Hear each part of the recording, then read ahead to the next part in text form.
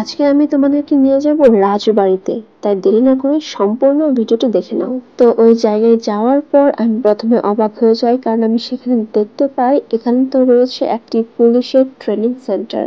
যতদূর চোখ যাচ্ছিল শুধু পুলিশদের এরিয়া ছিল। তো আমি ভাবছিলাম এখানে রাজবাড়িটা কোথায়। তারপর আমি শুনলাম এই ব্যারাকের পেছনে হচ্ছে রাজবাড়ি।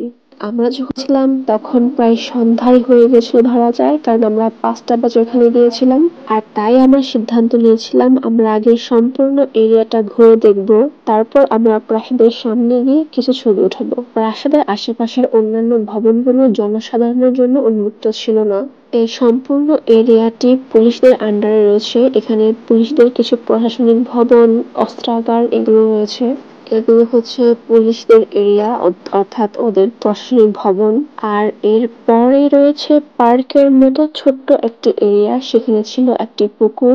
এটা হচ্ছে প্রাসাদের পেছনের অংশ, আর প্রাসাদের সামনেও রয়েছে আরো একটি বড় পুকুর।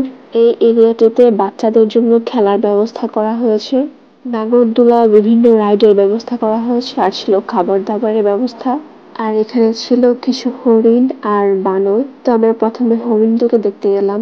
সাবা হরিণকে পাতা খাওয়াচ্ছিল, আমিও হরিণকে কিছু পাতা খাইয়েছিলাম। তারপর আমরা চলে গেলাম বানরের কাছে, আর বানরকে আমি একটু আইসক্রিম দিয়েছিলাম। আর বানর তার 2 হাত দিয়ে যেভাবে আইসক্রিমটি ভেতর নিল, খুবই অবাক লাগলো আমাদের এই বিষয়টি। আর বানরটি সম্পূর্ণ আইসক্রিমটুকু খেয়েছিল। আর তারপর আপু তাকে কিছুটা আইসক্রিম দিয়েছিল। এখানে যারা ছিল আশেপাশে মানুষজন, আমরা জিজ্ঞেস করেছিলাম বানরকে কি খাবার দেওয়া যাবে কিনা। তো ওরা বলেছে হ্যাঁ দেন, কোনো সমস্যা নেই। তারপর আমরা দিয়েছিলাম আইসক্রিমটা। আসলে ও আইসক্রিম দেখার পর একটু এক্সাইটেড ছিল, খেতে চাচ্ছিল, যার জন্য দিয়েছিলাম। বানরের আইসক্রিম খাওয়া দেখে আশেপাশের মানুষজন এসে দেখছিল। তো সে আইসক্রিম খাক, চলো এতক্ষণে আমরা রাজবাড়িটা ঘুরে আসি। যেহেতু সন্ধ্যা হয়ে যাচ্ছিল, আমাদের বেশি টাইমও ছিল না, একটু পর অন্ধকার হয়ে যাবে, আমরা ছবি নিতে পারবো না। যার জন্য আমরা জলদি করে চলে গেলাম রাজপ্রাসাদের সামনে। আমি এর আগে কখনো কোনো রাজবাড়িতে যাইনি, এটাই প্রথমবার ছিল যে আমি কোনো রাজবাড়িতে গিয়েছিলাম। 1 মিনিট, এটা তো আসলে রাজবাড়ি হবে না, হবে জমিদার বাড়ি। যেহেতু এটা জমিদারের বাড়ি, রাজার বাড়ি নয়, সরি, জমিদার বাড়ি। এখানে ছবি নেওয়ার জন্য মোটামুটি সিরিয়ালে থাকতে হয়। তারপর আমরাও কিছু ছবি নিয়েছিলাম। আর এই ব্যালকনিটা দেখো কত সুন্দর লাগছে, একদমই রূপকথার গল্পের মতো। এখানে দাঁড়িয়ে ছবি তুলতে পারলে খুবই ভালো লাগতো, কিন্তু শুধুমাত্র প্রাসাদ অর্থাৎ রাজবাড়ি যাই বললো, জমিদার বাড়ির সামনে অর্থাৎ শুধু সিঁড়িতে ছবি নেওয়া যায়, বারান্দাতেও ওঠার অনুমতি নেই। এখানে পাশাপাশি 2টি ভবন ছিল, আর আমরা 2টা ভবনের সামনে গিয়ে ছবি তুলেছিলাম, ভিডিও নিয়েছিলাম। আর এই হচ্ছে সম্পূর্ণ এরিয়াটি, খুবই সুন্দর ছিল।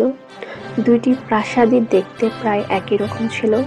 এই তো এখানে রয়েছে জমিদারনি। জমিদারের ওয়াইফকে কি বলে? জমিদারনি তো বলে, তাই না? যেহেতু পহেলা বৈশাখ ছিল, তো সাবা পহেলা বৈশাখ উপলক্ষে শাড়ি পরেছিল। মাশাআল্লাহ, অনেক কিউট লাগছিল তাকে। এই হচ্ছে বারান্দার ভেতরের অংশ। আর যে রুমগুলো রয়েছে ওগুলোতে তালা দেওয়া ছিল, আর লেখা ছিল প্রশাসনিক ভবন।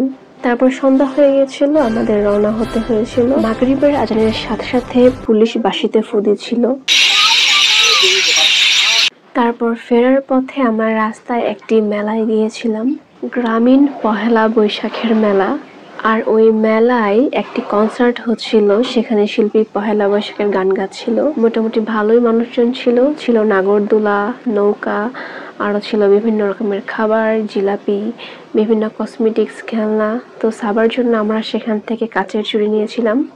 আজকের ভিডিওটি এই পর্যন্তই। ভিডিওটিতে লাইক করে দিও, চ্যানেলটি সাবস্ক্রাইব করে দিও, আর কমেন্ট করে জানিও আজকের ভিডিওটি কেমন লেগেছে। টাটা।